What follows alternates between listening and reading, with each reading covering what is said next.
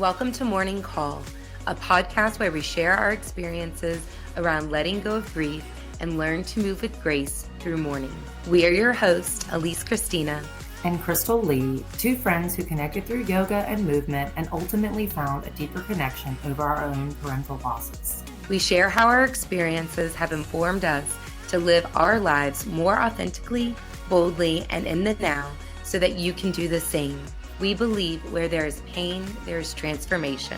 From the loss of a loved one to change in a career, a heartbreak, identity shift, and many other forms of loss, we walk this path together. To discover the light within the darkness, we recognize the joy within pain and invite you to dive in with us as we share in the hope, laughter, and lightness of the mourning journey. Join us for stories, interviews, and conversations that connect us as we explore the universal experience of loss that invokes the becoming of one's true self. Welcome back to Morning Call. My name is Alyce. And I'm Crystal. And we are so excited to introduce our next guest, Melissa Herriott, joining us today. Melissa is the founder and owner of M.Herriott Designs, a Charlotte-based firm specializing in custom artwork and home design. Melissa's artwork and home designs can be found throughout Charlotte and across the United States. She was named one of the 20 female Charlotte artists who are shaping the arts landscape by QC Exclusive Magazine, awarded Best Interior Designer by QC Nerve, is a Wayfair professional taskmaker, and will be starring in an HGTV show called Renovation Resort, scheduled to air this July. Melissa lives in Lake Wylie with her husband and their dog, Max. I am personally so excited to welcome you, Melissa, to Morning Call. I have been an avid follower of yours through the social media ethers, actually, and I've seen your artwork around Charlotte various times without even knowing who you were personally. And just I'm so excited to have you on here and connect with you deeper and to share your story and your experiences around grief and mourning. Thanks for having me. Yes, we're so excited to have you. Thank you for being here. And fun fact, Melissa has all those amazing accolades. And then she and I met, I don't know, 15 plus years ago at this point, probably back in like our corporate America careers. Like downtown Charlotte, and just met through like work connections. And then I'll never forget, and you can speak to this too, but like once she started painting again, I was one of the first to like be like, I need a piece, and it is still hanging in my house today. So welcome, glad to have you. Anything else you want to say about your background? Yeah, I think you guys covered it. I spent 18 years in corporate America, recruiting, which I loved at first, and then it kind of became soul sucking. And I started painting again, not till I was 38 years old. And I left corporate America to do something completely different, which is art and design, at 41. So I always talk about my age at those milestones because I think sometimes we think that we get to those ages and we're almost like too deeply rooted or stuck like mud, or we have too many things that can prevent us at that point in our lives from making some sort of major shift. So yeah, I think that's it. Awesome. Well, welcome. And you, I think we've talked a lot on this podcast around like, it was, I think, of positive change, like leaving corporate America to start your own businesses. But we do talk about like identity shifts a lot, and like what comes with when one thing ends, another thing comes. Like, even if it is positive, sometimes there is like grief around that type of change. So I want to also talk about that, which I know you're going to weave into like your actual like personal losses of humans. So maybe whichever you want to start with. I know you've had some losses really since the beginning of COVID that are impactful to you. Do you want to start there? Do you want to start with your identity change? just jump in. I think I can start with my identity change, and like you said, it will probably weave into conversation around loss because they're just the same, they're just the same.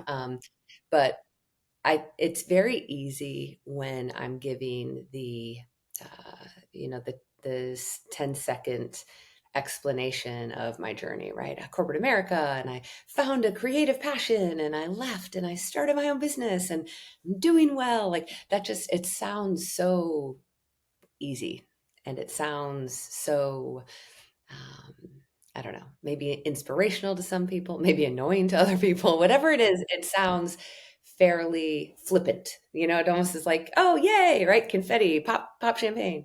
But the reality of that is that it was very much based in a complete identity shift that happened in large part as a result of grief. Like foundation cracking, personal earth shattering grief. So in 2020, I lost my younger cousin who had always kind of dealt with health issues, and he was getting very, very sick. But my family and I were told by he was told by doctors, probably had about 6 months, which was already felt terribly unjust. And I was really grappling with that because he was the kindest, sweetest, most gentle, loving. People say great things about others when they pass, but it is impossible to overstate my cousin Jimmy's positive attributes because he was just that beautiful inside and out. And so when Jimmy passed, I felt really angry. I felt angry that he passed so soon. I felt angry that his life had always been somewhat characterized by struggle and sickness and um, all of these things that were harder than he ever deserved.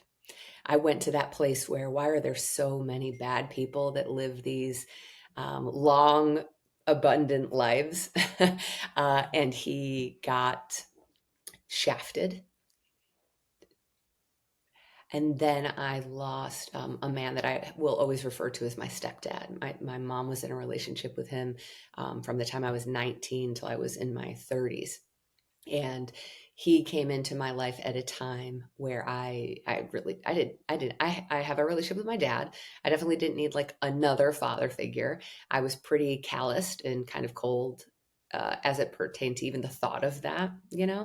And he became someone who loved me so fiercely and so unconditionally and so beautifully in a way that I don't think I had ever really experienced and didn't know I was missing.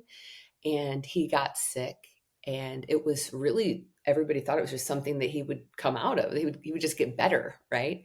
And he didn't. And I remember hearing that he was gone, and I just couldn't even see straight, couldn't even think straight. And so I say all of that to say, at the time this was happening, this year of 2020, the entire world as we knew it had also shifted. And I think so many of us were evaluating, like, what is going on? What am I doing with my life? Is this where I want to be? Is this what I want to do? Is this bringing me joys? Am I being authentic? Like, what is this all for, right? What is the rat race even for?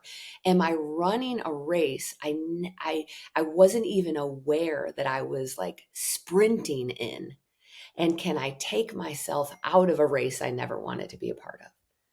So for me, what that looked and felt like was I'm working every day at this corporate job that I once loved. It was very people focused, and it had shifted to become very technology focused, and it took the people aspect out of it. And I no longer loved it. As a matter of fact, I started to really resent it. At the same time, I'm painting a lot. People are purchasing my paintings. A couple that came to our home to pick up a commissioned painting, one that they commissioned, looked around our home, asked if I would share the name of my designer. I kind of laughed it off and said it was me. And they asked if I would design their house. And so on the weekends and at night, I would kind of go shopping for people and go to their home and spruce things up and decorate and give suggestions. And I would just share that on Instagram, both my paintings and what I was doing with decorating. And what happened was, without any sort of strategy of like building this business, I just started building this business. And I got to a point where in my corporate job, something had to give. I was like this like critical mass. Like I could not keep doing both at the rate at which I was doing it. And I was just constantly reminded in my sorrow that you're not promised tomorrow. And I thought, okay, it's a job. I'm going to change everything. I'm going to risk it. I had saved up enough money to get by for 1 year without impacting anybody around me, because that's important to me. My husband is a dentist, but he married a woman with a career. We do not have children. I do not have a ton of responsibilities inside of the home. And so I felt like if I'm going to do this, it's really important to me that I don't change my husband's life at all. He didn't sign up for a dependent, and I I saved up enough for a year and I thought, okay, I'm going to do it. I'm going to just jump. And if I need to go back with my tail between my legs and get another job, then I can. But if I don't try, then I'll never know. And I'm getting more miserable by the day. I'm becoming somebody I'm not proud of. I'm saying things, I'm being so negative and so miserable that I don't even want to listen to the words that are coming out of my own mouth. Like I was no longer proud of the energy that I gave out. And I was sad all the time and I was becoming angry. So I just thought, well, no one can change this but me. Nobody can fix this but me. And I have to. Like, I have to. I find so much relatability and parallel in your experience. And just listening to you of like kind of reflecting on my own journey in a different time leading up to COVID. I had made all of these choices. I left a marriage. I was all of a sudden a single mom, having to take care of my child and I, and still in this like persistent pursuit of like fulfilling my dreams, right? Like, and I got the job, like I got a teaching job at um, a middle high school to teach ballet because I knew I could do that. And it was the first time in my life I'd ever been like generated um, an independence, like financially independent to be able to not only take care of myself and to take care of Amelia. And and then when I made the decision to be a yoga teacher, I was like, this is going to be my full time. And I was doing it. And then I started leading international retreats and just living a huge life that I was so proud of because it was my life, right? And then COVID hit, and the yoga studio that I was full time at closed one day with no notice. I taught the 9:30 class and then it was gone, right? And we found out that day. And then a month later, my mom died unexpectedly. Like she got sick. They said similarly, like 6 months to a year, she died 2 weeks later. Like it's just earth shattering. And I say all that because it's like in my own process of this experience is like it's almost like I've had to like climb out. Like I still have days where I'm like, what am I doing with my life? Right. And I know like I have access to that experience of like, living in this duality of kind of doing what I think I should be doing as opposed to like what I know like my heart is called to.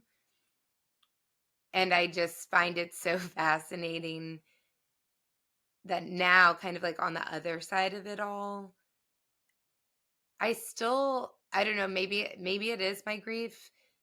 It's kind of like this like tug of war of like not getting caught in like my experience of the grief, while trying to, not just trying, but like to live authentically. I don't know. I said sometimes I find a hard time to come out of that. And I suppose my question for you is like, yeah, what keeps you anchored? What keeps you anchored um in moving forward? I don't think I've ever been anchored in anything in my entire life. I think I'm like a balloon that you like let go.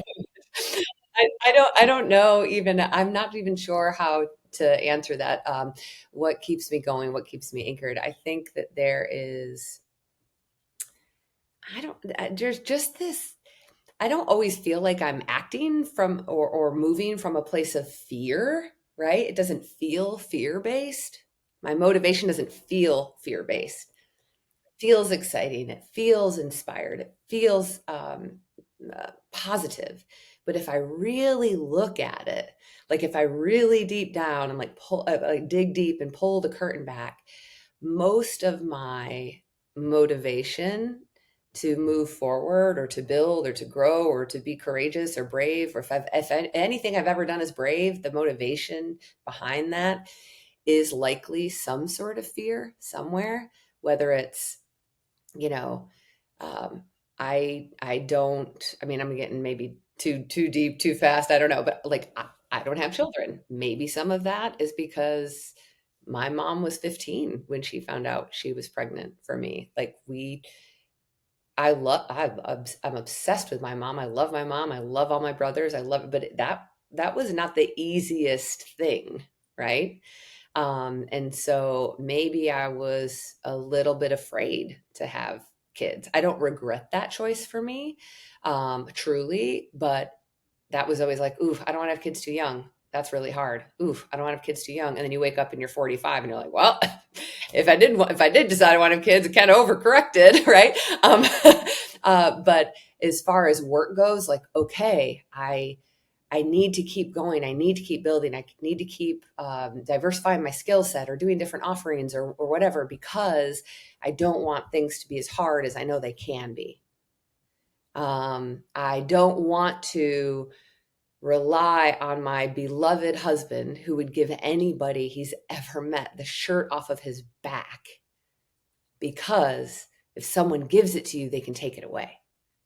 Somebody supports you, they can decide to not support you.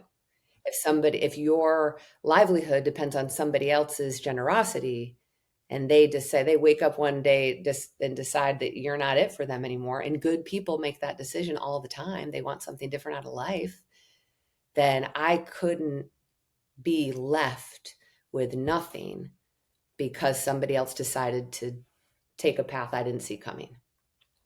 So I don't know if I'm answering your question. How do I stay anchored? I never stay. Maybe fear anchors me, but for the most part, I kind of feel like I'm flying by the seat of my pants, everything I do. I mean, I know that you were transitioning over to your art and design prior to and during the two losses you just mentioned. Do you think it's like yes and? Do you think that like all of that you just mentioned, and I'm curious because we talked about this a little bit before we jumped on, but like their lives being cut short so soon kind of put like a fire under your ass to like keep going? I'm not saying it is the motivation, but I feel like it probably just sparked it even more. Oh, it did, Crystal. I can't stress that enough. I wanted to be out of corporate America. I wanted to find a way for me to live a life, I'll back up. I wanted to find some sort of way to make money that I enjoyed more, because you have to make money and you want to enjoy your life as much as possible, right? But I really didn't know how I was going to do that. And to be honest, I hadn't committed to that.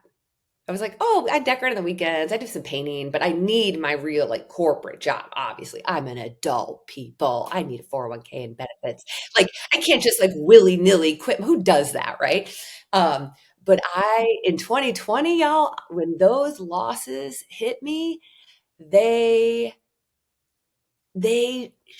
like shattered me. I was like, wait a minute, something has to give.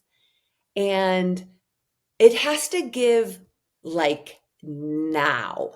And that is, even though I didn't leave my almost 20-year career in 2020. It wasn't until halfway through 2021. That's when I started to save money. That's when I got really intentional about getting out. And so it wasn't like my life was just happening to me anymore. I was like, no, no, no, sister, this is what you've got to do. Save enough money to have a year worth of expenses. So even if you don't make $1, you can still pay for the things you pay for. You can still pay, my portion of what I pay for our certain bills and things like that, how we set up our life. I got very serious very fast. And I was so sad doing it. I was not inspired and happy in building a business plan. And I wasn't excited about the future of this new business I was building. It was more like, something has got to give. So even if I don't know how to do it, I know at least I need some money built up, and I'll figure out the rest later. Right. So if it weren't for, so my cousin's name is Jimmy and my stepdad's name was Johnny. I call him Johnny C, John Cardinal. And when the world lost them and when I lost them, I was like, this life where I feel like I'm just reacting to it. I'm just going kind of through the motions. Even though I'm fortunate and grateful for it, it still feels like I'm kind of reactive. That ends today. So right now I'm intentional. It's almost like, I mean, and I think we all as humans, like it's natural to like want to be comfortable, or like, it's scary to go out there and just jump, but it's almost like, when the mama bird like kicks the baby out of the nest or whatever, is like, good luck, go fly. It's like that, those losses were like that kick in the ass almost for you to just go fly. And then talk to us about, I know you had another major loss not too long after those with your cousin Nick. You want to talk about him? Yeah. So, I left corporate America in 2021. I was still very much like I just felt like I could cry all the time. Like everything's always made me cry. I'm a very, my emotions are big. I'm like a big, big, big, big empath. I didn't know that word when I was little, but now that I know it, I'm like, oh, that's what I am. Okay. This makes sense. But I kind of like started to feel pretty good. I was like, all right, I work for myself. I'm hiring these women that I like to work with. I'm doing good work. I'm living this life that I intentionally created, and I feel really good about it. And in 2023, I had been full force in my business for 2 years. So I kind of felt like, all right, I'm chugging along. Like, this is good. Like I'm still sad and I still cry, but like I have more good days than like days, just like swallowed by grief. And in August of 2023, I got a call or heard, that my cousin was sick. And I was like, your cousin being sick when they're the same age you are is not news unless they're sick, right? So my cousin's name is Nick. I call him Nicky. Well, actually I call him Dee Dee my whole life because he couldn't pronounce Melissa when we were kids and I couldn't pronounce Nicholas. So we gave each other the same nickname, and I'm Dee Dee and he's Dee Dee. And anyway, I heard that Dee Dee was sick. And I'm like, Dee Dee is a grown ass man. This is not a stomach flu. Like if they're reaching out to me to tell me that he's sick. He went to the doctor. They checked him for this. They're checking him for that. It might be this, it might be that. And he ended up having cancer. And it was by the time they found it, it was everywhere. But he was being treated. And we got really good news. So we held like a fundraiser. His family in New York, where I'm from, held a fundraiser for his friends and really just like to get together. And that day that I was in New York for the fundraiser, my aunt, his mom, got a call from the doctor, and it was really good news. And I left New York to come back to Charlotte like, Nikki's going to be fine. He's going to be good. And a couple of weeks later, he was gone. And the day I found out he was sick till the day he was gone was 8 weeks. And in the middle of it, we had tremendous hope. So it felt like the rug had been pulled out from under me. And I know in a lot of families, cousins are maybe you're close, maybe you're not. Maybe it's somebody you sit next to at the kids' table at Thanksgiving. And then as you get older, you see each other every once in a while. Nikki and I did not see each other as much as I wanted to. I've lived in Charlotte for 20 years, 20 plus years, and he still lived in New York.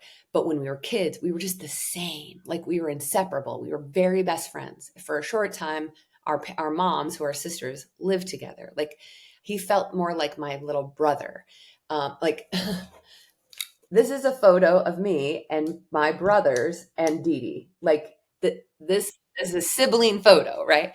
And we have the same favorite band. We're both huge Deadheads. Like we love the same things. We think the same thing. Um, we just there was a sameness. Even if people saw us, they would think we couldn't be more different.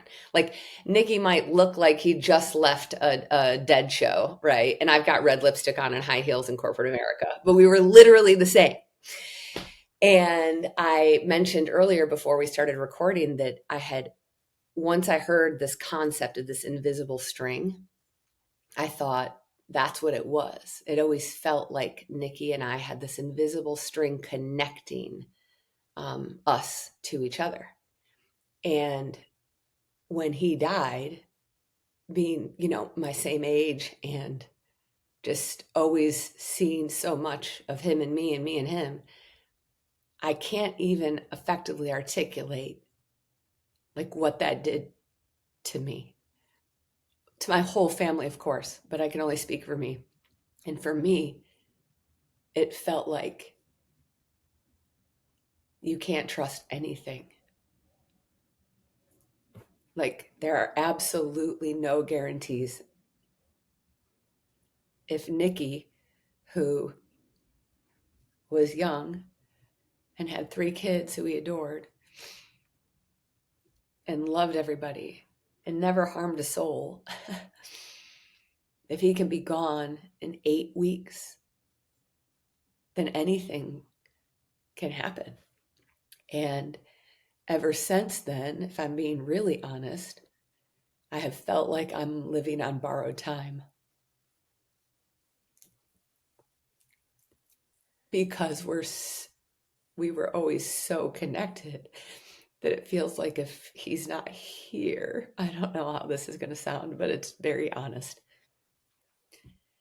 If he's not here, then am I supposed to be? Like, aren't we supposed to be in this together? I may live down here and he may live up there, but like, what universe exists where we're not on the same plane? Yeah. Yeah, I mean, before we hopped on, I think you called him your like twin flame or like soul flame. And I'm sure it feels like that giant piece of like half of you or whatever is missing. And you're like, I remember feeling that way after my dad died. Like I was like, what world is this? Like to your point, like where like you're not here and we're not existing in the same place. Like this, it's still. I mean, it's been 8 years. It doesn't make sense. I'm like, huh?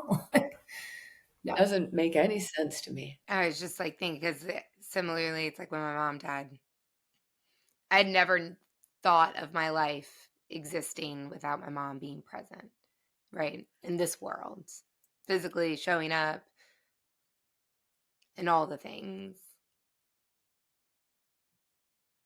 And to have that taken away, and I think that's one of the reasons I think Crystal and I started having this conversation with each other and with other people of like, what was like grief or loss, like that conversation? Did you have that with other people? Like, did you and Dee Dee have that like, was that ever present prior to like these significant losses? No, we had lost our So like in our shared people, let's say, right? We had experienced loss together. My whole family experienced when my grandfather died. We were, 18, 19. And my grandmother died. And but those are, even though they felt like they were too young to go, they're your grandparents, right? Like, we can wrap our head around our grandparents passing. Um, but no, and because by the time he found out he was sick, he was sick. I'm talking like immediate chemo. They put him in a medically induced coma. I go to New York for, his, like, I guess, like I said, fundraiser, but it was really a chance for his friends to get together, and we couldn't see him in the hospital. And then they bring him out of this coma, and it's really good news. And so Nikki and I did not have a conversation about him not being here. We didn't have enough time. It wasn't like he was sick for a long time where I could see him, we could talk. There was none of that. And when my mom called me one day, and she was like racing to the hospital, and he was in and out of consciousness. And she said, I'm going to go up and say what I'm afraid is goodbye to Nikki. Is there anything you want me to tell him? And I felt so like I felt like I had been like sideswiped. I was like, wait a minute, what? What do I want to tell him? Like what do I want to say to him? What does that even mean? So I did my very best I had to like write my mom a text for her to read to him on what became his, in his last moments, I guess. And she said that he said D D D D. I love that. So he knew you were there. I hope so. Yeah, he did. Of course. But yeah, it was awful. And my husband, who is, he's just one of my best friends. He's just, my person. And he was he was, I think I mentioned he's a dentist. He was at a continuing education course down in Florida that weekend. And it wasn't as if like he knew Nikki was going to pass and he was out of town. Like, we did not know this was coming when it did. So I remember my mom having that conversation with me, asking me what I wanted to tell him, me writing this, and I'm laying in my bed in my dark bed. It's early, my dark bedroom, laying in my bed early in the morning, trying to put a lifetime of love into a text message.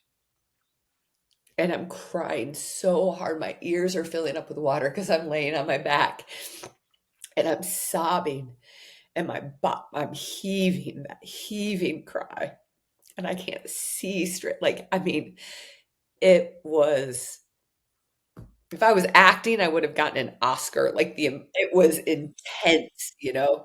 And I'm by myself. And I remember like getting out of bed and being like, what is happening? It's a weekend for everybody else. Like, it's just a weekend for everybody else. I think maybe I had brunch plans or something with a friend. I don't even remember at this point. And I just stood there like stunned and alone, wishing more than anything I could like teleport to his room in New York, to his hospital bed. And I felt like I was living in an alternate universe. I remember after my dad died, like going to the grocery store. Like, I was like, people are just buying eggs or like buying things. Like, I mean, I wasn't like, to your point, I was like, this is a regular day for you. Like, my whole orbit has like shifted, like, everything has changed. And you talking about that morning just reminds me of that. Like, okay, everyone else is going about their day, and everybody has their own problems, right? But I was just like, this is catastrophic. I feel like the world should stop on its axis, because it did. And for me, I just, famously spoken by countless people, you just think you have more time, right? I'm post college. I'm 22, 23 years old, I guess, when I leave New York to come down here. Like I said, Nikki was in New York. So I do not see I don't have day to day interactions with him. I just thought like we're definitely going to sit by a campfire and sing badly to Grateful Dead songs like 100 more times before I die, right? Like when we're old, I'm going to have a drink with him. I'm going to hug him. I'm going to like go in a car with the windows down. Like we're going to do all that. We'll come back to that because that's what we did when we were younger. And then you go and you build and you do. And, he had kids and I moved down here and you just think you have time. We've all had, the three of us, like, and I'm not comparing, I don't like to compare losses, but like when you have like quick, sudden losses like that, again, you can never prepare, even if someone is sick for years on end. You really can never be ready. But there is something about like suddenness that I think slaps you into the reality of like, we don't have time. We really don't. Um, and it's a blessing and a curse because you like, it like puts the fire under your ass to like do the things and live. We talk all the time on this podcast about like living boldly, living authentically, like living according to your purpose. So it like almost forces you into that. And it's like, I wouldn't say it's like scary reality because it is reality, but it's like incomprehensible. We don't have time. Like you're just living with this like looming over your head all the time. Yeah. I started to think, and I don't know if I've ever said this out loud. I mean, we've all heard it before, but like this concept of from the minute you're born, you literally just start dying. What the heck? What? I said that the other Wait, day. I was like, like we're what? all just living to die. Like, if it, like, Oh my, worst thing I've ever heard. And it's the most accurate ever. It's the most accurate thing. Like from the minute you are born, you start aging. But because you're young, you're like, oh, of course, like there's all these milestones. It's amazing. I'm going to do all this stuff. And then, but you're like, I'm just disintegrating from the moment I'm like, what in the world? There are all these things that you think, and you're like, okay, I know I'm in the throngs of, I know I'm in the like the throes of grief or what is it? Throngs or throes? I don't know. I'm in it. And I know that. And I know mentally I'm in spaces that most people aren't. But if I start talking like this to just any old person, they're going to like call for help because I'm thinking and saying some things that are just like, concerning because most people don't want to talk about that. They don't want to admit that. We don't want to say that. We don't want to be depressing. We don't want to look at the reality of it, which I understand. Some of it's self-preservation.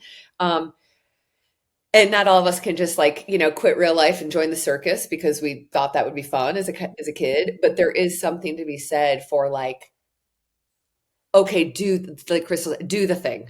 Find out what brings you joy and maybe more importantly, what you can do that brings other people joy. Find out what that is and do some more of that.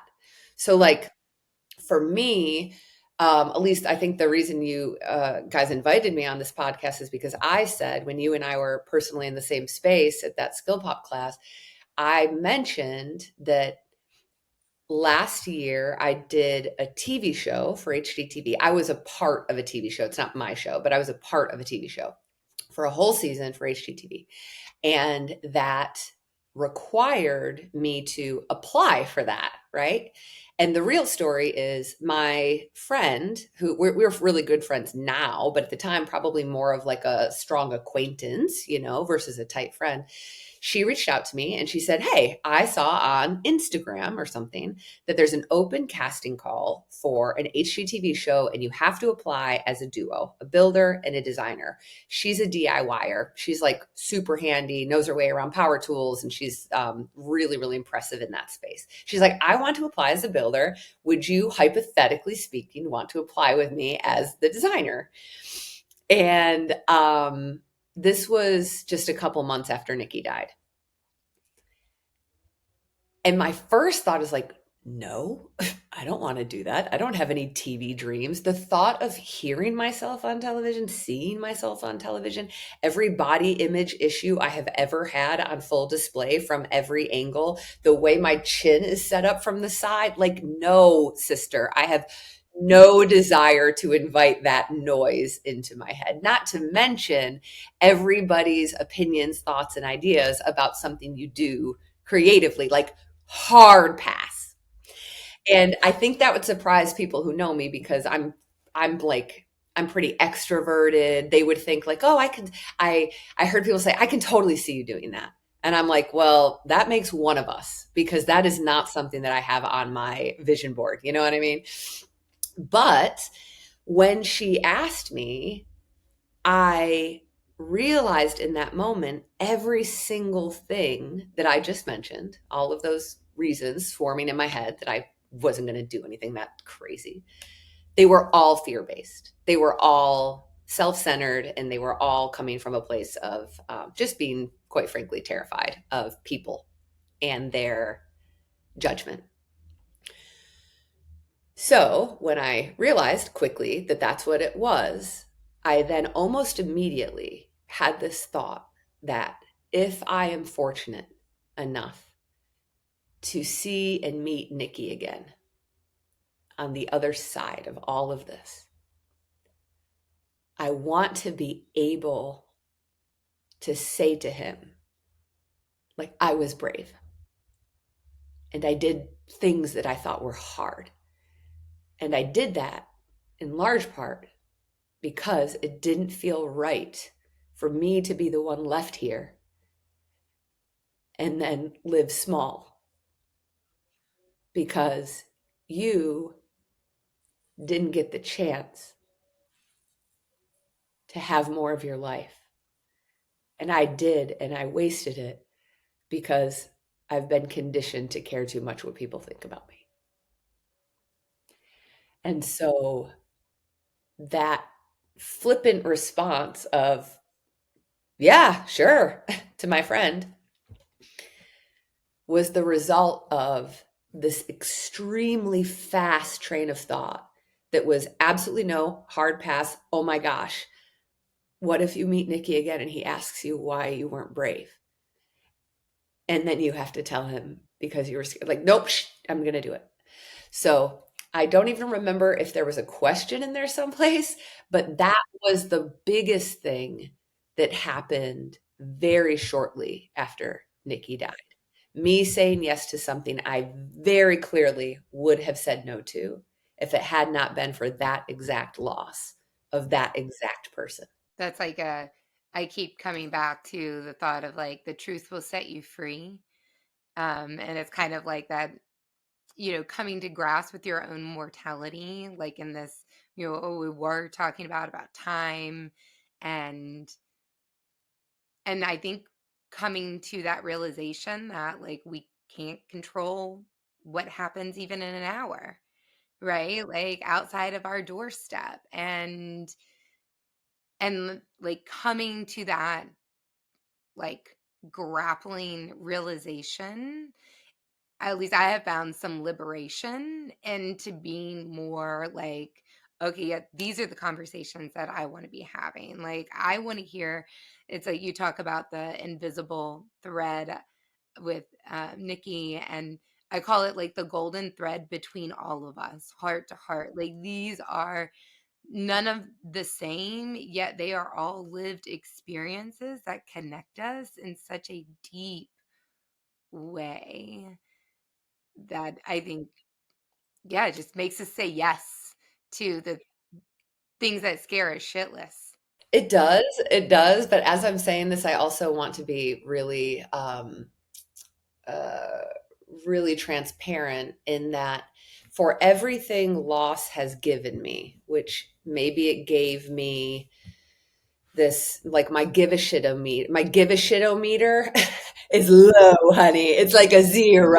Like, come for me, I don't care. You think I look this way, I can't care. You think my design is shit, I can't care. You don't like my art, I can't care. I get this one precious life and it could all be taken away, and that's a beautiful, freeing thing to feel. But The other side of that is also there's been some shit, man, that has changed for me that is not liberating, that is not abundant, and is not like, positive, and I'm one with the world and we're all connected. And no, I'm like, I have anxiety now about driving.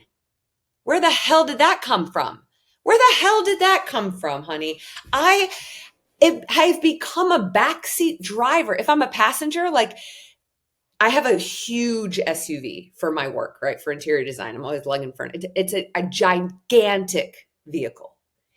And when my husband drives it, I'm like, or like, I think like I'm gonna die. Where the hell did that come from?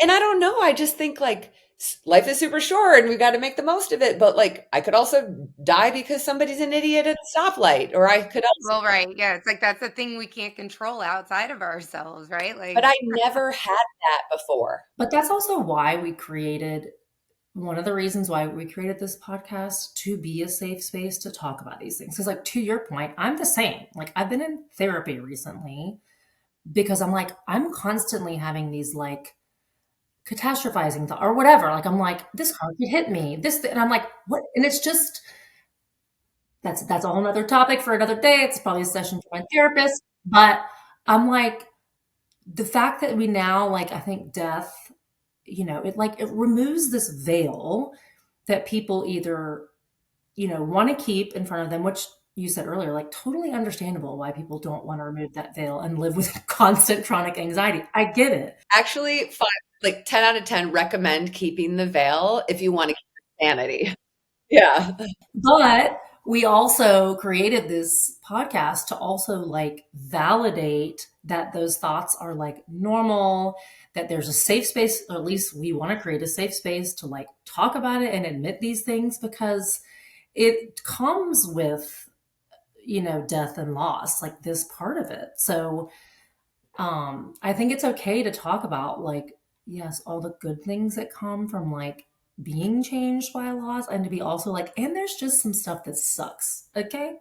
And how about, and I'm Yeah. sure you guys have talked about this, how about the fact that you can be in the middle of something absolutely mundane and everyday, and then all of a sudden, like, you remember that this person isn't a phone call away, and you just lose it. Like, lose it. I was in the shower one day, and I'm a music person. I have music going at all times. And my playlist would give you like anxiety. It's all over the place. Like, I love every genre, everything you can think of. You're going from like Beauty and the Beast, Celine Dion, to to the Grateful Dead, to Wu-Tang. Like, I'm telling you, it is all over the place, honey. And so I say that to say it was on the shuffle playlist. And this song came on by this group from the 70s called America. And it's called Horse with No Name. Been through the desert on a horse with no name. It felt good to be right. So you're welcome for that. I was in the shower and I remember where I was the first time I heard that song. And it was coming from a tape in Nikki's room with the windows open on a very rare spring or summer day in upstate New York. It was nice out. And I remember thinking like, oh, I love this song. Like, man, my cousin's cool. Like, he's like introducing me to this cool shit. And that song came on, and girls, plural, women, I was not okay. I was hopping in the shower to get ready to go someplace, and I had not given myself enough time to get ready anyway. And then I had a breakdown. Cool, convenient, amazing. And in moments before that, I was just lathering my hair, like looking at the clock, like, okay, if I get out of the shower in the next 3 minutes and I pull my hair back and I can get in the road doing all the backwards math it takes for me to get somewhere on time. And then Horse with No Name came on. And I was like, I'm gonna be late. Yeah. I was once like, I'm not even a crafty person. So I don't know what I was doing, but I was like, I do love a glue gun though. But I was like, glue gunning something. It was like a Christmas decoration. I don't know, this was years ago. I posted on Instagram about it. And I somehow like messed it up. I got glue on our like countertops. We had just moved in. I didn't put anything down because I wasn't thinking I'm an idiot. And I had like, not like ruined the countertops. I like couldn't get this glue off. I mean, I started bawling, losing it. My husband was like, "What is going on?" And I was like, "I ruined something." And like, it reminded me that my dad and I always had this joke that like if I'm just clumsy or like I break shit or like I'm gonna break something, I'm gonna lose something, and it like made me think of like, yeah, of him. If he had been there, he'd been like, "Well, here she goes," and I was like inconsolable over this stupid glue. So it's random, man. It's crazy. And speaking of your husband being there, right? Like we all have people around us. It's your husband, your daughter, our friends, whatever. And as much as they love us, this this path, it is ours alone. And they can be there for us and they can hold us tight and they can hug us. But it is a very strange thing to experience going from an everyday activity like crafting with a glue gun to mentally breaking down or showering and hearing a song that like you end up spiraling. And then to be the person that loves that person because you're you're just like what just happened? Like are I don't I'm going to love you through this the best way I know how to, but like you're not even the person you were. You're not even like you're forever changed, right? And I think I have not been with Antoine since he's experienced life-shattering grief, like earth-shattering grief. He's lost his grandfather, which was very sad, an uncle, which was sad, but not, like the bottom falls out. And I think like he has been with me since my bottom has fallen out. And that's a tough spot to be in. Like, Yeah, and I was gonna say that one thing I think that was the hardest for me, and still is, to learn maybe about grief is like it is our journey and ours alone. Because even if Antoine had lost someone earth shattering, like it's still not the exact relationship that like you had with Nikki. Like it's not like even my own sisters, we lost the same dad, but it was like each of us had our own experience. And that was really hard for me to like get my mind around. That everybody's gonna look different too, like, understand that, like yeah. We're like not alone in our grief, but like it is because we're not. We have community and we have friends, like you have Antoine, like we have our people, but it is still like there's no other relationship. Like you and Nikki had your own thing. You know, or like does it make sense what I'm saying? yeah, no, it makes perfect sense. Like, yeah, it makes perfect sense. Yeah, that was so shocking to me. Like I was like, man, this is for me to carry by myself. Cool.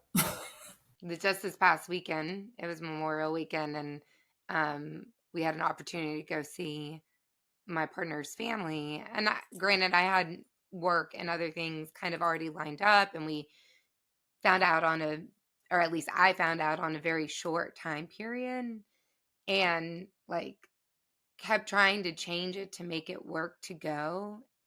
And I will be very honest, and like at the core of it, I don't think I made an effort to make those changes, even though I knew I could. I was like, I don't want to go see your mom. It's your mom. You go spend that time with her. I was like, I don't have my mom, and I need you to be empathetic in this moment and show me some grace to be like, I don't need to hold your hand to go see your mom right now, to my partner, and like that's a really hard thing to say, and like also for them to not take it personally either, because and also to like wrap your mind around like not making it mean something about them or them making it mean something about you. It's like it's such a fine line, and it's hard to navigate. And I'm grateful for the grace that they always give.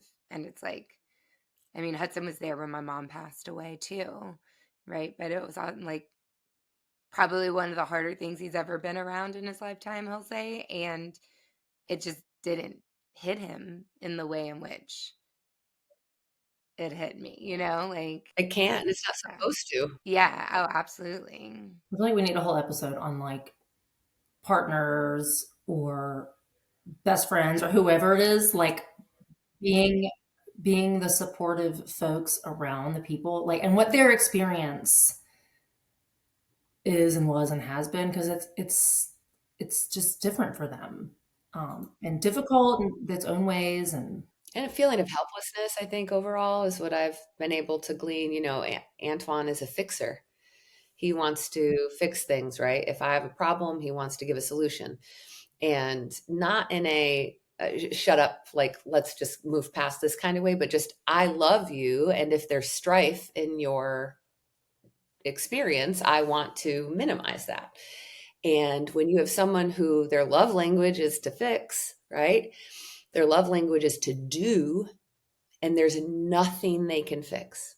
There is nothing they can do. There's nothing they can even anticipate, right? I'll use the shower example again. I was just in the shower.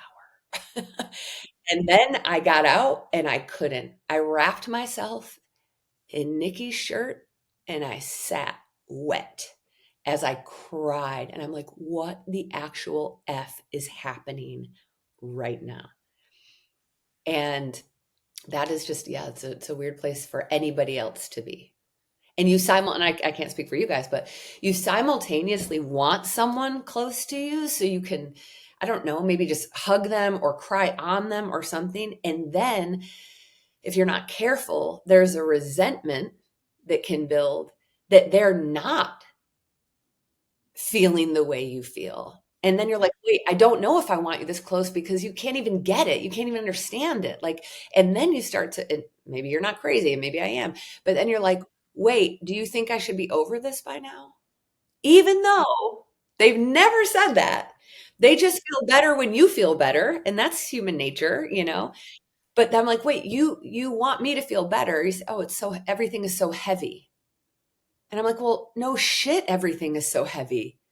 I don't even know which end is up. I don't even trust anything. I said this before, but it is the most powerful thing I think I've ever admitted out loud. Like, I feel like I'm living on borrowed time. He's gone. I'm probably not going to be here long.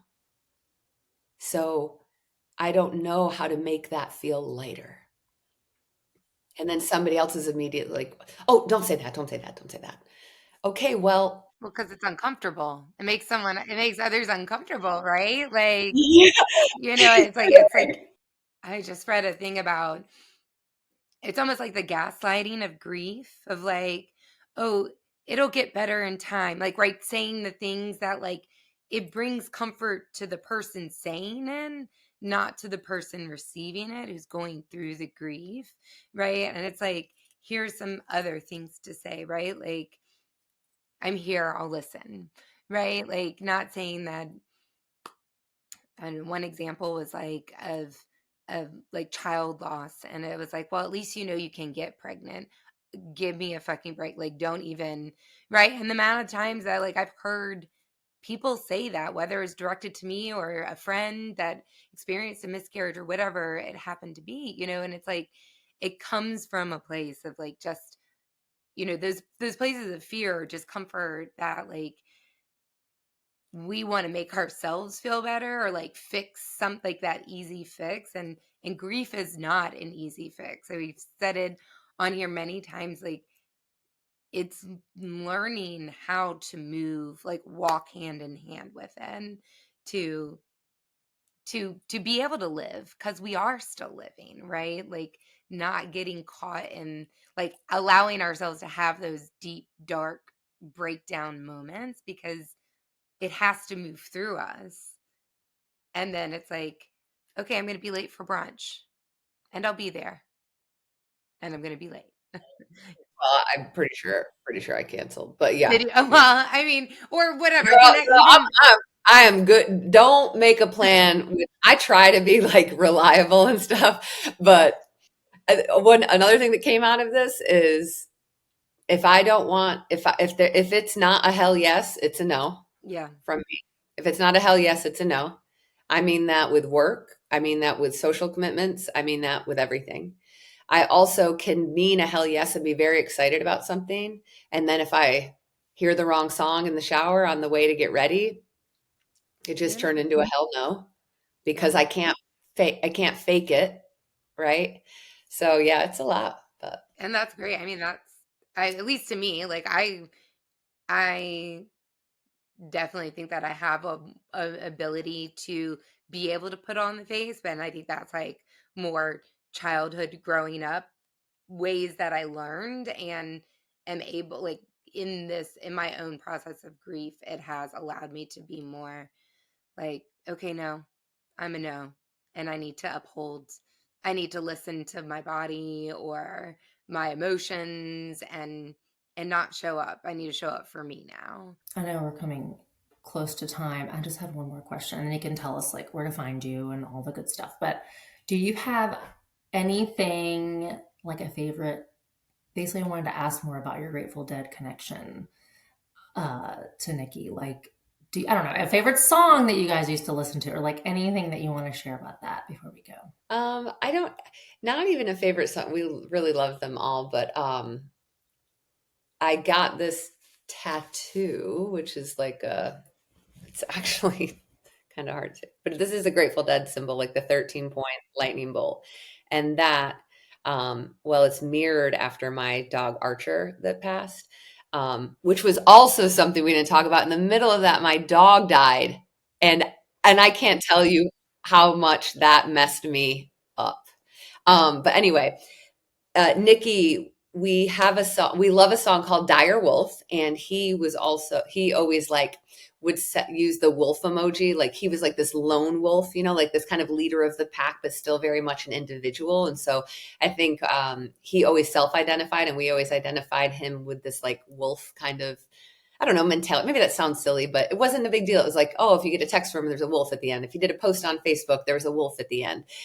Just like this independent, free spirit, but still very much a leader and wise beyond his years, and all these attributes that we may give to that animal. So anyway, I have this tattoo that is very much this kind of lone wolf, Grateful Dead thing, ode to him. And every time I see it, it kind of roots me, if that makes, like, I can be in the middle of stressing out about something really dumb and I hardly ever wear sleeves because I run really hot. So like I see this tattoo all the time. This is weird for me to have this on. Like I never wear sleeves.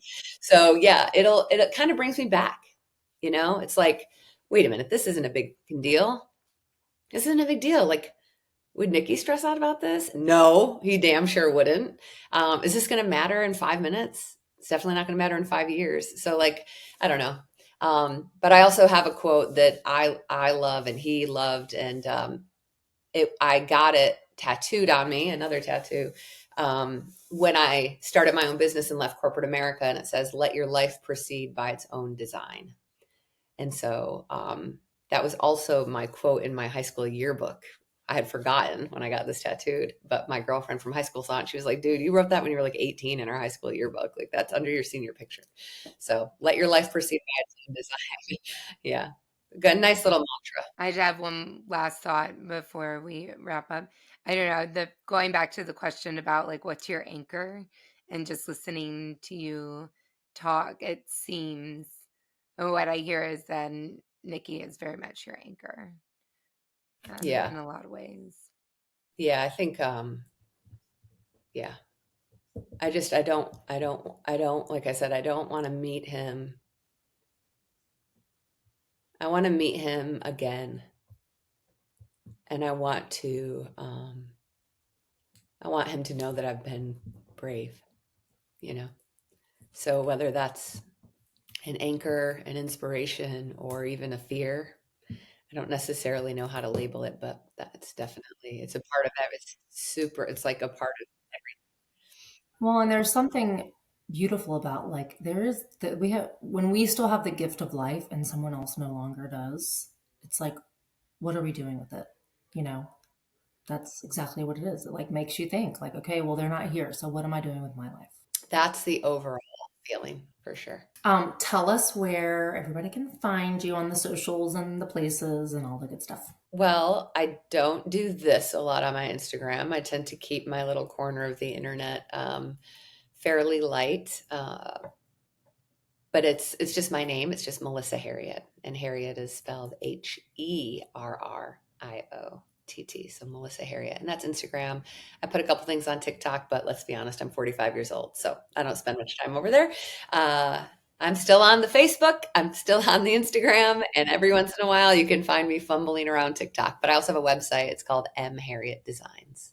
And that's both, that has your like design, interior design work and art, correct? Yeah. It's where you go to kind of poke around and see kind of what we do and how we do it as it pertains to design. And we do homes, and we try to make spaces feel like our clients, and also where you can kind of see a portfolio of some previous artwork.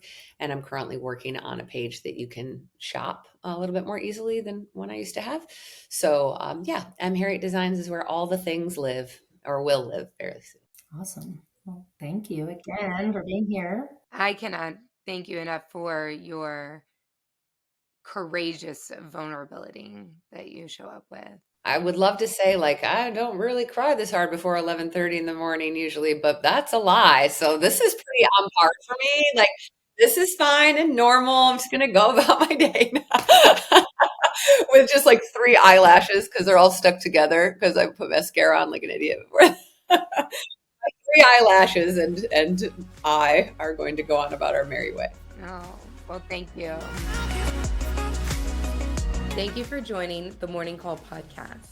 Our intention is that you found a nugget of hope, inspiration, connection, or all of the above. If you seek to dive deeper with the Morning Call community, email us, subscribe to our page, leave a review, and fill out our survey. We want to hear your stories and widen the conversation to support and empower our grief experiences as we collectively become our true selves. Find us and subscribe on all streaming platforms, YouTube, and at Morning Call Podcast on Instagram. You can also email us at morningcallpodcast@gmail.com. This podcast was edited by Alexis Carrasquillo from Familia Creative Media.